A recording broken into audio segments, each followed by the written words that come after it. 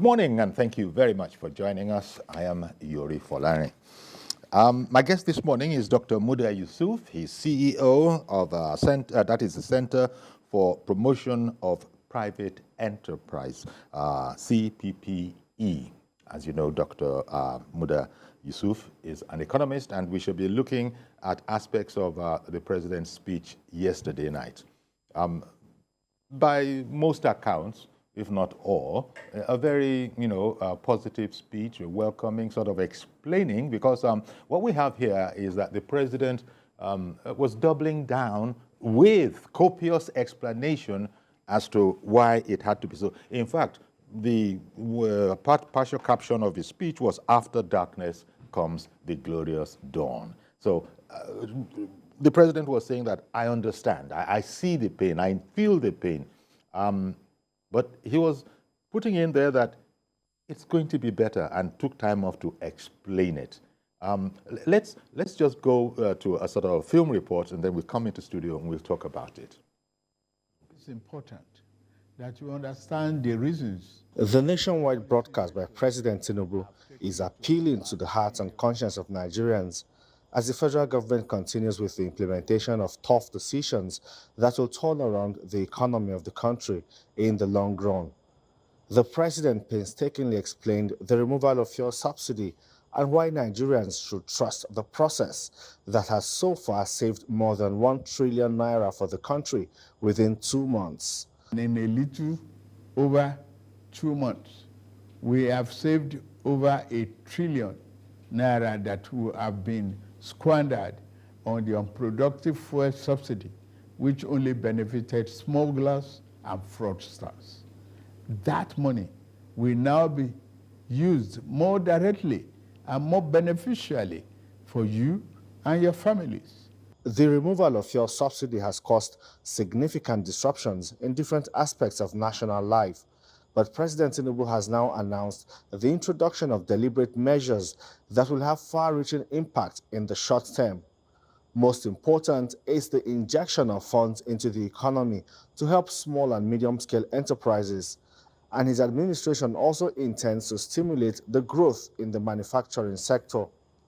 Our administration recognizes the importance of micro, small, and medium-sized enterprises and the informal sector as the drivers of growth. We are going to energize this important sector with 125 billion. Out of the sum, we will spend 50 billion conditional grant to 1 million nano businesses between now and March 24. There is, however, cheering news for public servants, as the president promised that an upward review of the national minimum wage is imminent. We are also working in a collaboration with the labor unions to introduce a new national minimum wage for workers. I want to tell you, our workers, that your salary review is coming. As the days begin to count, Nigerians also hope that the implementation of these programs of government begin to have real impacts on their lives and livelihood. Okay, thanks to our Femi Akonde.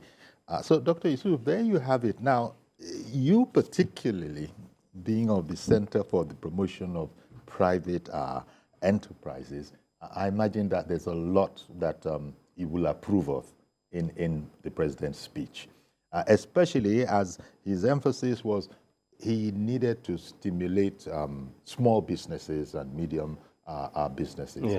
Yeah. So generally, it's like the president was saying that it is tough, I'm aware of it, but please bear with us, and it's going to be better after this. In fact, I was surprised when he said in the region of 1 trillion naira had been saved in just 2 months, Doctor. Yes, I think in terms of the quality of messaging, I think it's very, very, it's something that is very, very positive. Okay. And in terms of what I can also call a form of credit subsidy. Okay. Because when you give concessionary credit. Concession in terms of the interest rate, because he talked about 9% interest rate. And as you know, our monetary policy rate is now 18.75%. So if you have an opportunity to access funds at 9%, that's a significant subsidy in credit. And this is coming from what was it like in the last regime, for instance? No, I mean, we are talking interest rate out there now is close to 28-30%. And he's saying a maximum. Especially for SMEs. Yes. You know, now we are talking about 9%. A maximum of 9%. A maximum of 9%. Now, again, we're also looking at the tenure of the facility that he has promised. Some of the tenure is as high as 60 months. It's about 5 years. That's right. So it cannot be any better in terms of the credit that is made available. But what we have had, the challenges we have had in the past has been that of implementation to ensure that these facilities get to the right people. We had that issue especially with all this micro-lending, anchor borrowers program, and so on and so forth. Trader money. There were all sorts of issues as to effectiveness of the targeting of those things. So the administration needs to work, very well on that area. To be sure that it is executed according to concept. Exactly. So that is one, and that is excellent. It's a very good measure of intervention. And I must also say generally that the fact that the president came out to speak himself and to express this compassion, this empathy, and seeking the understanding of the citizens, I think is something that we must also appreciate. Because when the citizens are going through this kind of challenge, and you don't hear directly from the leader, there's a way it makes you feel. You begin to wonder whether the leadership even know how we are feeling. So with this kind of communication, and I hope that we see more of that, I think it's something that is very positive from a governance point of view. However, in terms of what the citizens out there are feeling, first, the citizens are worried about high cost of food. That's right. They are worried about high cost of transportation. They are worried about high cost of energy. So whatever interventions we are getting, we must prioritize those key areas. And he even spoke about this, Doctor, because you remember he had said that, quoting now, in the short and immediate terms, we will ensure staple foods are available and affordable. Affordable. That is very key. So the framework for the delivery of that, we need to see more robust action. Because, yes, we can release grains, we can release fertilizers, but that may not go far enough. It is part of the solution, though. And he talked about engagement with stakeholders in the agricultural value chain. Yes. Which is very key. Because when we are faced with this kind of emergency, as it were, engagement of stakeholders is very, very critical. Because you cannot understand the sector better than those who are operators in that sector. And if you want the sector to deliver some outcomes for you, you need to engage them to know the kind of intervention that they need. So that is very critical. And I'm happy that he alluded to that. Indeed. The outcome of that engagement, I'm sure we still await. But when we get that kind of engagement, the outcome of such engagement, it will help to refine some of this intervention. If there are things that needed to be added to this, that engagement will throw it up. So that is very critical.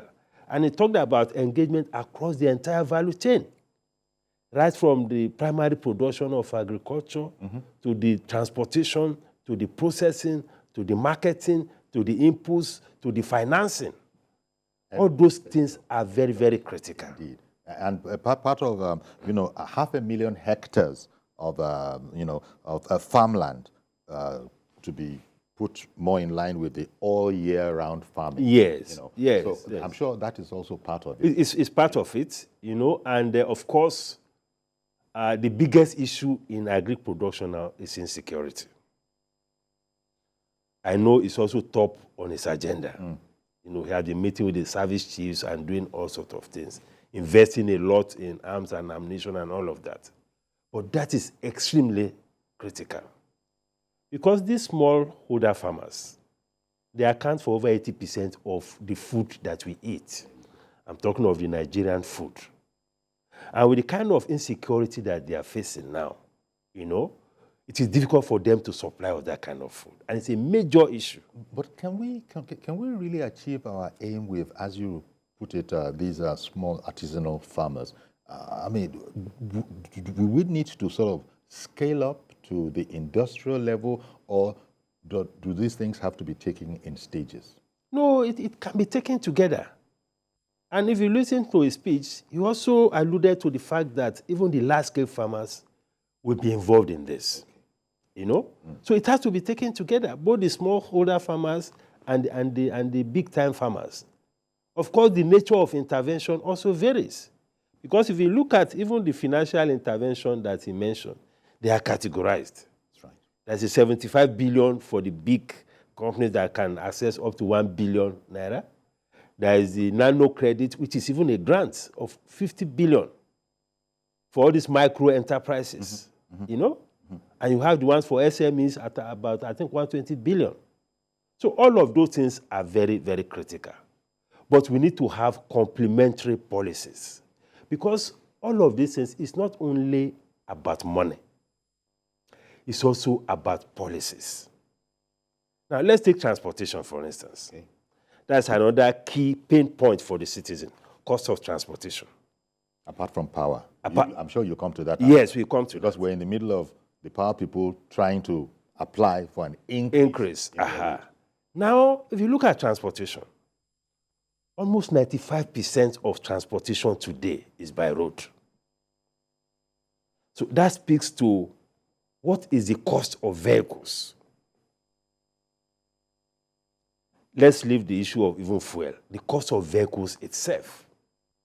Because the availability of vehicles could also help to moderate prices if people can access those vehicles at a much cheaper cost. Of course, he talked about CNG. He also that's the fuel for it. Yes, you know. And 3,000 buses to be facilitated by government. But that is the one that is coming from government. Those who are sustaining the transportation sector today are the private sector people. Indeed. Whether we are talking about the keke people, we are talking about the Okada riders, we are talking about all these buses, downfall buses, all these interstate buses, luxurious buses, all of them are in the private sector. Let us put policies in place to make it easy on their own to be able to afford and buy those vehicles at a much cheaper rate. And then, even companies who want to buy buses for their staff, even state government, local government who want to buy. Some state governments have started on that. They have started. Lagos, if I remember correctly, was being shown some of its new buses. Exactly. Exactly. But we need policies to support those things. Right now, import duty and import levy on those vehicles are very prohibitive. So, if you have the right kind of policies to deal with the import duty on those, I mean, take for instance, look at the roads, all these Uber guys, all these young people. If you hear the cost of those vehicles now, they're extremely prohibitive. They are, yet they can't put it all on the passenger. Exactly. Otherwise, extremely prohibitive, because they are talking about 40% import duty. Our guest is Dr. Muda Yusuf, and we're looking at the president's national broadcast yesterday. And Dr. Yusuf was just saying that this private sector actually is going to have to bear a lot of this. Indeed, the president himself had said in his speech yesterday that the expertise of development finance institutions, commercial banks, microfinance banks will be tapped into to develop a viable and appropriate transaction structure for all state, organs. Yes, you're going back to where there is the expertise, as opposed to government just doing what they need to do and only later on to find out that, look, if only we had been consulted with. Yeah. You have pointed out some people. Yeah, yes. You see, the importance of that was to ensure the effectiveness of the management of those intervention funds. That was the context in which he was talking about seeking the expertise of some of these people so that the funds don't go into wrong hands, so that we don't have situations where people take the money. Because it is not a dash, it's a loan, except for the 50 billion component that is talked about being a grant for the micro enterprises.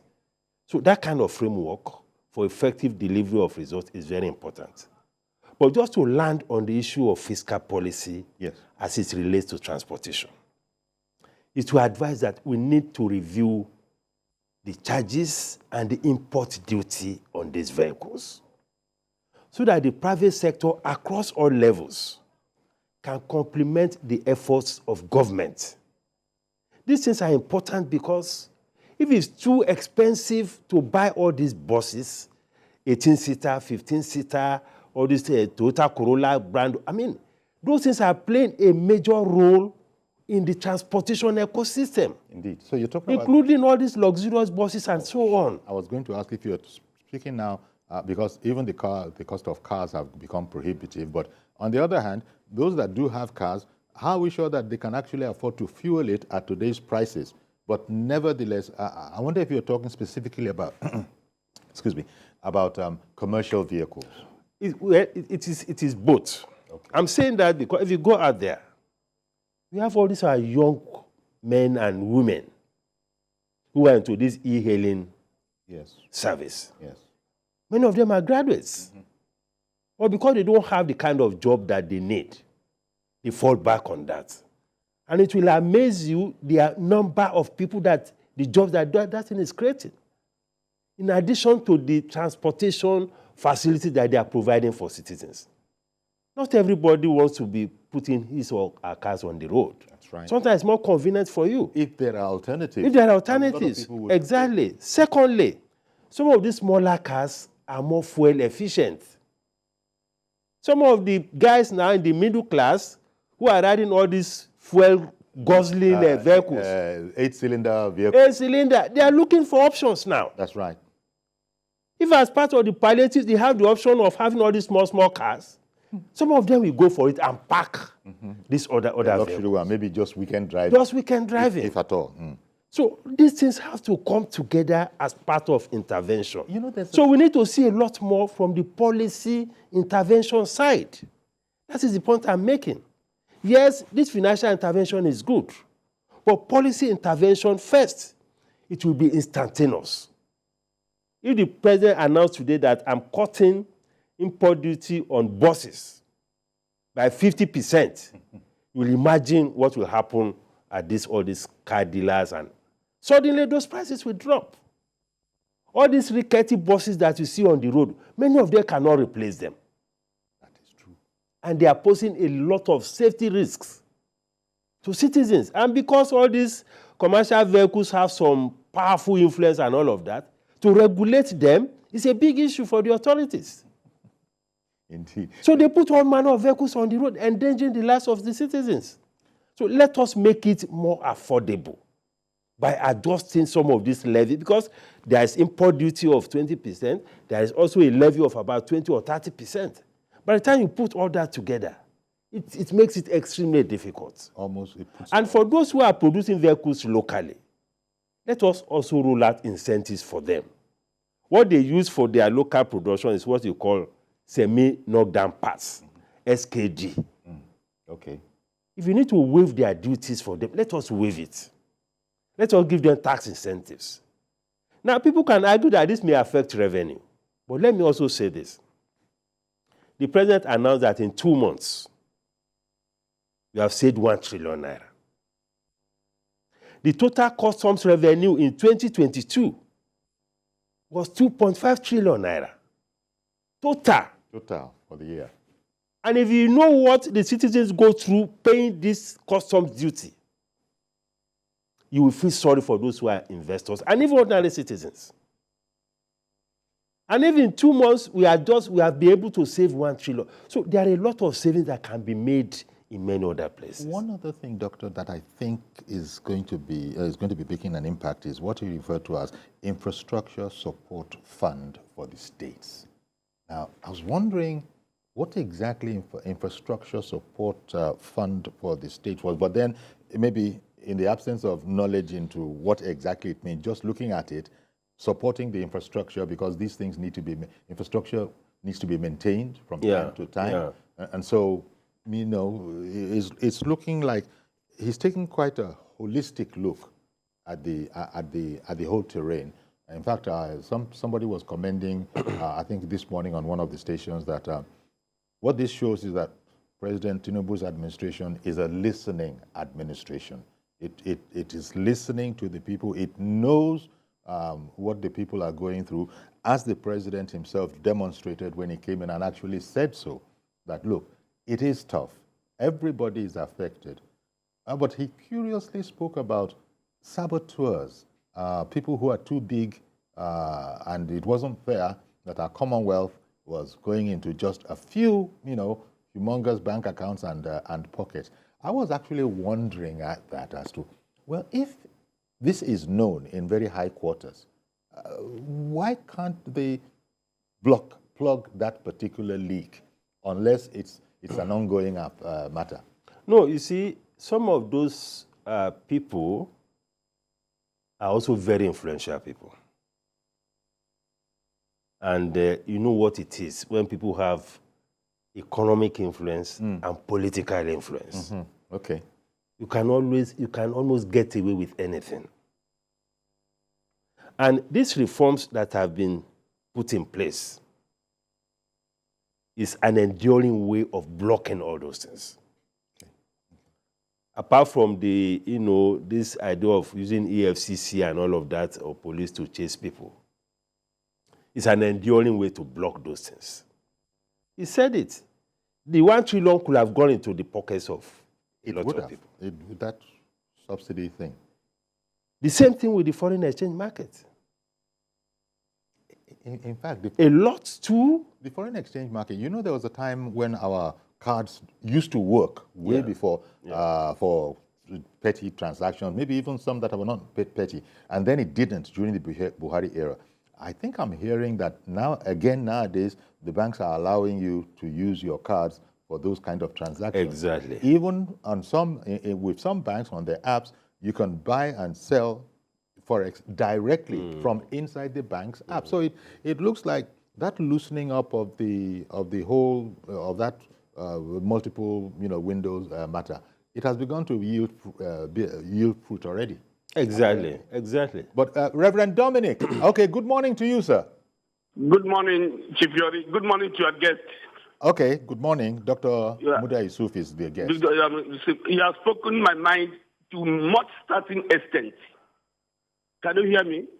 Well, I'm managing. I'm sure they'll give me a little more volume so we can hear you better. But please continue for now. I said your guest has spoken very well. Okay. But Yori, to be frank to you, I support. Can you hear me? Yes. I support this government 100%. Okay. But yesterday's speech did not make sense to me personally. Okay. In which aspect? In which regards? Yori, I thought yesterday that Mr. President could have given us hope. If you remove hope from human being, there's nothing left for human being. What is that hope? Yori, we have sickness here. The sickness, we have the sickness and the symptom. The only way to solve this problem, Yori, is to put the refineries to work. Okay, I get what you're saying. Wari will come up on this month. Port Harcourt will come up on this month. Kaduna will come up on this month. So that at least we can remove the pressure on foreign, importation. What is making dollar to go high is importation. Do you know how many $1 trillion that goes to importing fuel? Yori, I have been in the aircraft that came to Niger Republic to refill. I know very well, I may be corrected, that Niger Republic is not a member of OPEC. The Niger Republic has a refinery. How could a member of OPEC have no refinery? If we refine in Nigeria, inflation will go down. All right. Okay, Reverend Dominic, thank you very much for calling in. Let me bring that point to Dr. Yusuf. What do you Yes. think of his consideration? What he said, I think, is very correct. I cannot agree more. Because there's an energy component of this conversation. You know, we are talking about food, we are talking about transportation. There's the energy component of it. The concerns that we are faced with, energy is a major part of it. And first, the way to deal with this is what the government is also doing. First is to progress with the implementation of the Petroleum Industry Act. The president subscribes to it fully, and that reform is also on course. Because I had the privilege of seeing the Oil and Gas Advisory Committee report on oil and gas. So that component of it is on. And what the government is trying to do is to move away from the whole idea of getting refineries to be managed by bureaucrats. That is what killed all the refineries. Nigeria NLNG is in the oil and gas space. Look at the kind of results we are getting from Nigeria NLNG. They are giving dividends in billions of dollars to the Nigerian government. Yeah. And what is making the difference? Nigeria has 49%, the government has 49%. Private investors have 51%. And the entire management is private sector. So there is no serious political interference. So they will. And look at the kind of results they are giving us in terms of revenue, in terms of quality jobs and all of that. So that's on a good course. It's on a good course because of the structure of governance of those organizations. Okay. So we need to bring that back to the refineries. Yes, government is injecting some money and all of that, but we cannot continue with the trajectory of getting politicians and bureaucrats to be managing them. Okay. That was the undoing. Okay. Good morning, Mr. George, and thank you for holding on. Go ahead now, please. Good morning, Uncle Yori, and good morning to the guests. Yes. Uncle Yori, the president's speech was all-embracing. I think the issue of refinery is a different subject. It is not that the government is not doing something about it. I'm aware they are doing something, but it's not yet made public. What surprises me after the speech, Uncle Yori, is the attitude of the NLC. After listening to all what the president has said, I wonder what is still instigating them, that they are saying that they are still going on strike tomorrow. Well, let me just say this, Uncle Yori. There are some people who are bent on bringing this country down just because a candidate is supported in the election did not win. Some of us will not wait for them to destroy our country. If you look at the NLC, the president of NLC, the secretary of NLC, the president of the Resident Doctors Union, the secretary of the Resident Doctors Union are all from one part of this country. And we saw all of them supporting one candidate during the election. What they are trying to do is to rise up with labor union to bring this government down. Okay. Oh, well, okay, Mr. George. Some of us will not allow it. Thank you for pointing that out, and thank you very much for calling in, Mr. George. As Mr. George was saying, it was an and Dr. Yusuf had also said it was an all-encompassing speech, touching on virtually everybody. Even as I noted, the Infrastructure Support Fund for the states, now I recall that when you look a bit further on in the speech, he explains how it's for things like evacuating produce from hinterlands and all that kind of a thing. But so, by and large, the way we are now, the president appealed, he did a very personal thing.